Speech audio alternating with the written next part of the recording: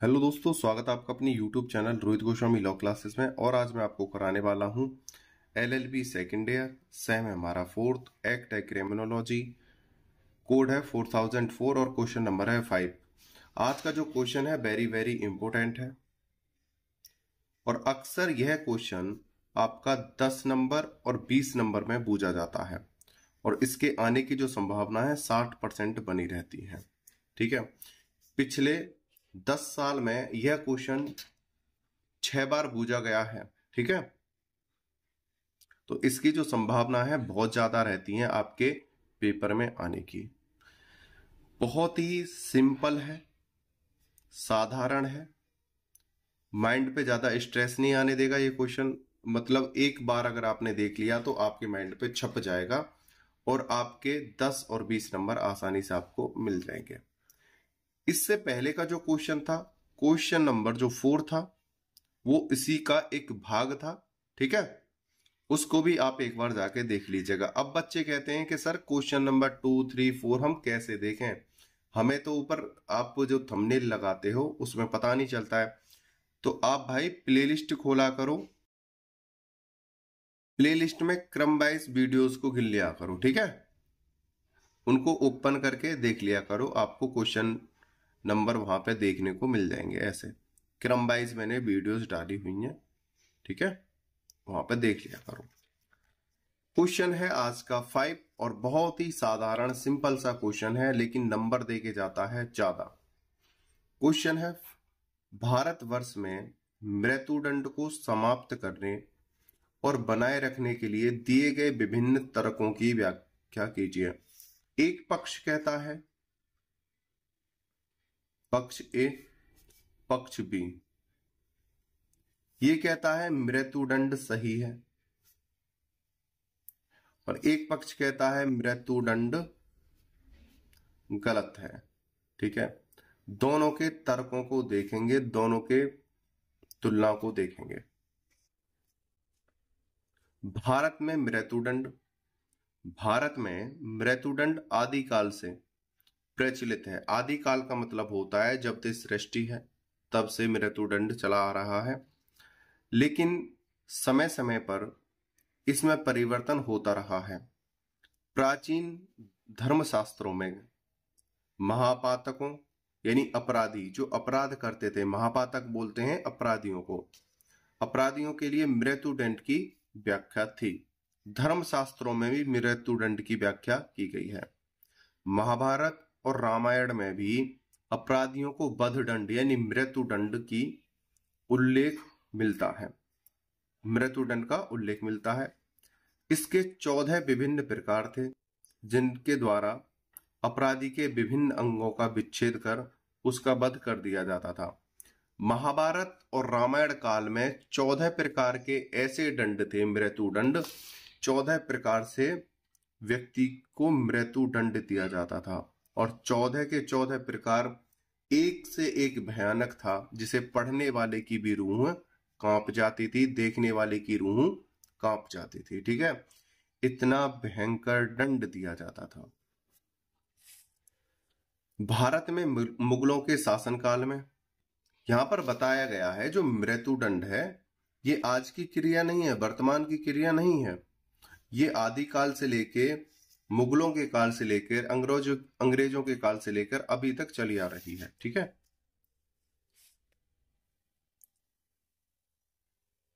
आदिकाल, प्राचीन काल, मुगल काल, फिर ब्रिटिश काल और वर्तमान भारत, ये मृत्युदंड चला आ रहा है। ठीक है, अब चलते हैं।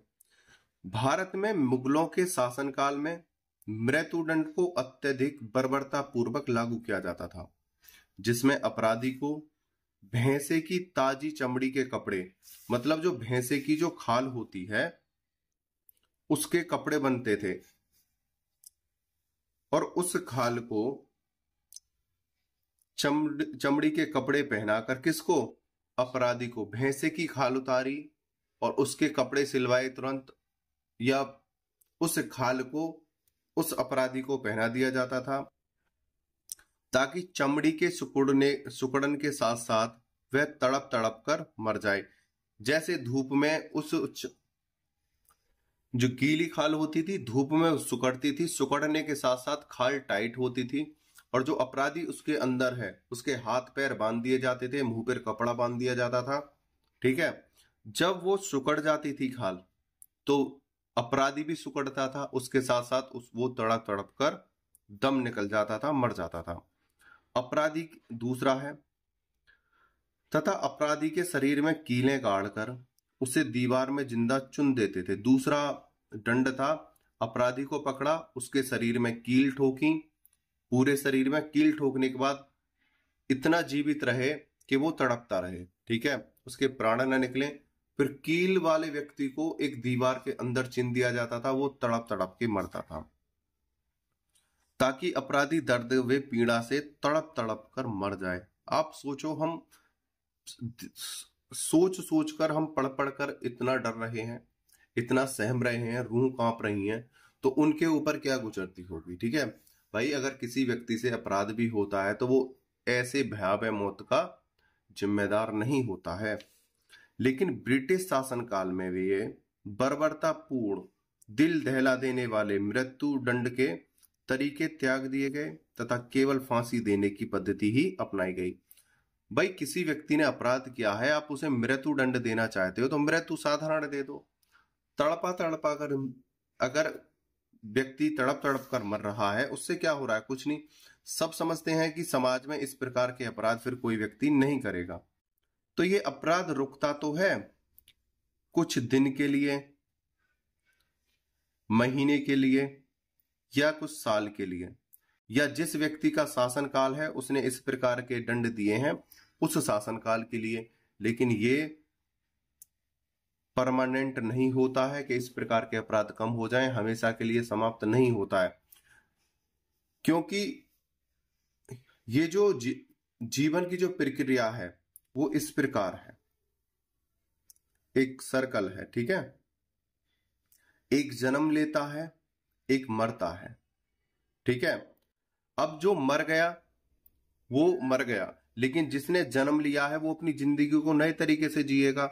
उसे क्या पता भाई, प्रत्येक व्यक्ति को प्रत्येक जानकारी तो नहीं होती है। उसका जब जन्म होगा उसके शरीर में भी नई नई चीजें उत्पन्न होंगी, नया नया विकास होगा, यौन अवस्था उत्पन्न होगी, अपराध की स्थिति उत्पन्न होगी बहुत से। तो ये जो जन्म प्रक्रिया है इसके अनुसार व्यक्तियों में फिर दोबारा से ये चीजें देखने को मिलती रहती हैं। तो ये क्या है? एक क्रम है, एक आने का, एक जाने का। तो जैसे जैसे नई फसल आती है उसमें नए फूल लगते हैं, फल लगते हैं, उसी प्रकार से जब नया समाज बनता है तो उसमें भी नए नए प्रकार के अपराध, नए नए प्रकार के अपराधी उत्पन्न होते हैं।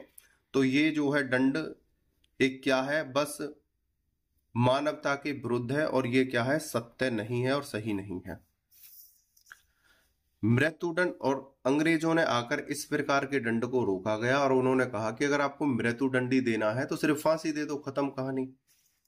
मृत्युदंड वैश्विक परिदृश्य है।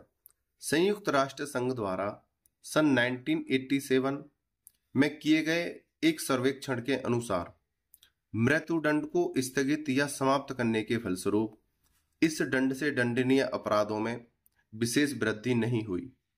Germany, Austria, Netherland, Denmark, Latin America आदि देशों में जहां मृत्युदंड को पूर्णतः विलोपित कर दिया गया है, इसके दुष्प्रभाव देखने को नहीं मिले। मृत्युदंड के स्थान पर यहाँ पर ये जो देश हैं, यहाँ पर मृत्युदंड जैसे जो दंड हैं उनको समाप्त कर दिया गया है, लेकिन फिर भी यहाँ पर अपराध देखने को नहीं मिल रहे हैं। जहाँ पर जो मृत्युदंड पहले दिए जाते थे यहाँ पर समाप्त कर दिए गए हैं, और उन्हें कठोर कारावास से या थोड़े लंबे समय के लिए दंड दिया जाता है। ठीक है, लेकिन यहाँ पर अपराधों की संख्या बहुत कम है। फिर भी मृत्युदंड के स्थान पर मृत्युदंड से दंडनीय अपराधों के लिए मृत्यु के विकल्प में आजीवन कारावास के दंड का अधिकांश देशों ने समर्थन किया है। यहाँ पे बोला है कि अभी जो हमने देशों के नाम लिए थे इन देशों ने पहले यहाँ पर क्या होता था, मृत्युदंड दिया जाता था, लेकिन यहाँ के विचार बदले, परिस्थितियां बदली, नया समाज उत्पन्न हुआ।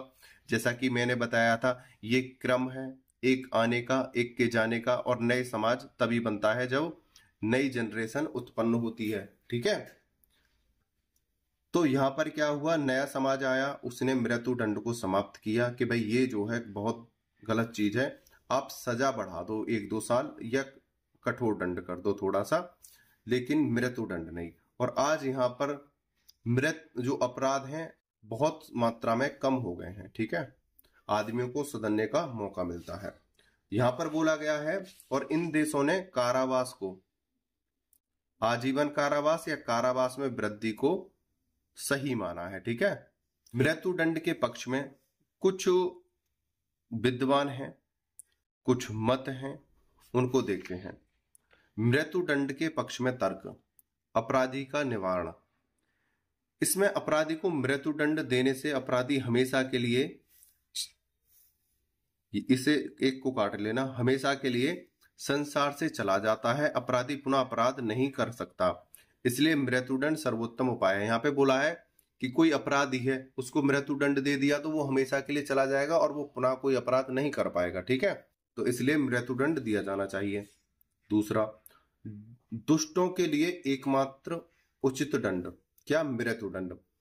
कुछ व्यक्ति आदतन अपराधी एवं खतरनाक प्रकृति के होते हैं, प्रत्येक समय कोई ना कोई अपराध करते रहते हैं। ऐसे व्यक्तियों का मात्र एक इलाज मृत्युदंड है।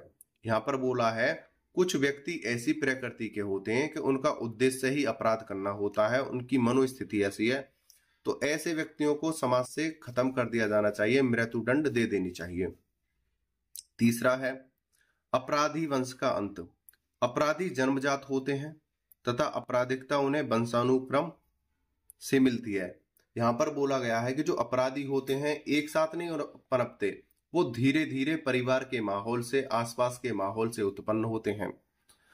मृत्युदंड से अपराधी का अंत हो जाने से वह अपराधी वंश भी खत्म हो जाता है। जैसे कोई एक मुखिया होता है अपराधी, उसके साथ कोई ना कोई व्यक्ति और जुड़ा रहता है जो अपराध की सीमा आने वाले समय में बढ़ा सकता है। अगर जब मुखिया ही मर जाएगा तो वो उसका जो संबंधित ग्रुप है वो क्या है, स्थिर हो जाएगा। ठीक है, और अपराधी वंश का अंत हो जाएगा। चौथा, कानून एवं व्यवस्था बनाए रखने में सहायक। यदि हत्यारों को मृत्युदंड नहीं दिया जाता है तो मृतक के निकट संबंधी हत्यारे की मृत्यु करके हत्या का बदला लेंगे तथा कानून एवं व्यवस्था भंग हो जाएगी। अगर किसी व्यक्ति ने किसी का मर्डर कर दिया, अब उसे मृत्युदंड नहीं दिया गया, तो जो जिसका मर्डर हुआ है उसके परिवार वाले उस व्यक्ति को मारेंगे जिसने अपराध किया है, तो इससे क्या होगा, व्यवस्था भंग हो जाएगी। सुखद एवं कम खर्चीला दंड। मृत्युदंड के स्थान पर अपराधी को आजीवन कारावास में रखने से राज्य की अपार धनराशि खर्च होती है, जबकि मृत्युदंड सुखद एवं कम खर्चीला। यहाँ पे बोला गया है अगर हम किसी व्यक्ति को आजीवन कारावास में रखेंगे, एक तो उसने अपराध किया है, दूसरा सरकार का खर्चा और ज्यादा होगा। ठीक है, तो इसलिए मृत्युदंड दे दिया जाए जिससे खर्चा भी कम होगा और एक अपराधी भी कम हो जाएगा। आगे चलते हैं। मृत्युदंड के विपक्ष में तर्क। अभी तक मृत्युदंड के पक्ष में तर्क आ रहे थे, जैसा कि हमने बताया था मृत्युदंड सही है, एक तो ये तर्क दे रहे थे, और एक मृत्युदंड गलत है, अब वो देखेंगे। अब तक हमने देखा मृत्युदंड सही है। मृत्युदंड के विपक्ष में तर्क। मृत्युदंड से अपराधों का निवारण नहीं होता, मृत्युदंड में कोई सुधारात्मक गुण नहीं होता, इससे अपराधियों की संख्या में कोई भी कमी नहीं आई है। मृत्युदंड की व्यवस्था भूतकाल से चली आ रही है, यानी प्राचीन आदिकाल से चली आ रही है, लेकिन फिर भी अपराधी कम नहीं हुए हैं। किंतु आज के समय में भी हत्याएं हो रही हैं। अगर मृत्युदंड से ही अपराध और अपराधी कम हो जाते तो आदिकाल से, प्राचीन काल से, मुगल काल से, ब्रिटिश काल से ये प्रक्रिया चली आ रही है मृत्युदंड की, तो फिर अपराध कम क्यों नहीं हुए? क्योंकि जैसे व्यक्ति का जन्म होता है उसी प्रकार से नए अपराधी उत्पन्न होते हैं। ठीक है, मृत्युदंड से अपराधी खत्म होते हैं, अपराध नहीं। दूसरा, मृत्युदंड परिजनों के लिए संकट में होता है। कभी कभी ऐसे व्यक्ति को मृत्युदंड दे दिया जाता है जो अपने परिवार में अंधे की लकड़ी की तरह होता है। उसकी मृत्यु का दुष्परिणाम परिवार को भुगतना पड़ता है। कभी कभी ऐसे व्यक्ति को मृत्युदंड दे दिया जाता है जो परिवार का अकेला व्यक्ति ऐसा होता है जो अपने परिवार को पाल रहा होता है। और कुछ अपराध ऐसे होते हैं जो मजबूरी में हो जाते हैं, मजबूरी में गलती से हो जाते हैं या पहली बार होते हैं अपराध। ऐसे व्यक्ति को अगर मृत्युदंड दे दिया और उसके छोटे छोटे बच्चे हैं, परिवार में वो अकेला है, तो उसके जो बच्चे हैं और जो परिवार है वो भूखा मर जाएगा। और ये जो बच्चे हैं या तो ये भी मर जाएंगे, अगर जिंदे रहे तो ये भी अपने पालनहार की कमी में ये भी अपराधी बन जाएंगे। यानी एक अपराधी को मारा, इसके परिवार में और अपराधी उत्पन्न हो जाएंगे। ठीक है। और जिस व्यक्ति का मर्डर किया है, हत्या की है, ठीक है, उसकी वजह से इस परिवार के सदस्य को मृत्युदंड दिया है, तो ये इससे ईर्ष्या भाव हमेशा रखेंगे। ठीक है, आगे चलते हैं। मृत्युदंड सुखद एवं कम खर्चीला है। यह बात क्या है? बहुत ज्यादा गलत है। मृत्युदंड को पारित होने में वर्षों लग जाते हैं और इस समय तक अपराधी पर हुआ खर्च मृत्यु के साथ साथ व्यर्थ हो जाता है। सपोज करो कि जो हमारी भारतीय प्रणाली है, किसी व्यक्ति का यह साबित मतलब अपराध साबित करने में कम से कम 10 वर्ष, 15 वर्ष, 5 वर्ष जो है लग जाते हैं, यानी और भी लंबा समय लग जाता है। ठीक है। इस बीच इस व्यक्ति पर जो खर्चा हुआ है, ये खर्चा खराब गया और प्लस इसकी मृत्यु हो गई, तो फायदा क्या हुआ? मृत्युदंड को पारित होने में वर्षों लग जाते हैं और इस समय तक अपराधी पर हुआ खर्चा मृत्यु के साथ साथ व्यर्थ हो जाता है। इसलिए अपराधी को कारावास में रखकर उससे कारागृह में काम लिया जाता है, जिससे अपराधी को आय होगी और एक अच्छा नागरिक बनकर निकलेगा। तो यहां पर बोला है, देखो सरकार का खर्चा तो फिर भी हो रहा है, अगर उसकी मृत्यु हो जाएगी तो सरकार का खर्चा भी गया, वो व्यक्ति भी गया। इससे क्या है, उसको जेल में रखा जाए, चाहे उसकी सजा थोड़ी सी बढ़ा दी जाए, जिससे कि वो जेल में कमाकर अपने परिवार का अपना भरण पोषण कर सके, प्लस एक अच्छा नागरिक बनकर जेल से बाहर निकले। नंबर 4, मृत्युदंड धर्म और आध्यात्म के विरुद्ध है। मृत्युदंड से व्यक्ति को पीड़ा होती है तथा हमारी संस्कृति अहिंसा में विश्वास करती है। अहिंसा परमो धर्म हमारा आदर्श है। मनुष्य का सबसे बड़ा धर्म मानवता के प्रति प्रेम, सहानुभूति और अहिंसा है। इसलिए पवित्र बाइबल में भी मृत्युदंड का विरोध किया गया है। तो इस प्रकार से यहाँ पर देखा गया है कि जो भारतवर्ष में मृत्युदंड है उसके पक्ष में और विपक्ष में क्या तर्क है, मृत्युदंड क्यों हुआ, कब से चला रहा है, इसके क्या फायदे हैं, क्या नुकसान है, ये सब हमने देखा है। यह क्वेश्चन बहुत ही ज्यादा महत्वपूर्ण है। आपने वीडियो को अंत तक देखा है, मुझे अच्छे से सुना है, उसके लिए धन्यवाद। टेक केयर, बाय बाय, जय हिंद, जय भारत।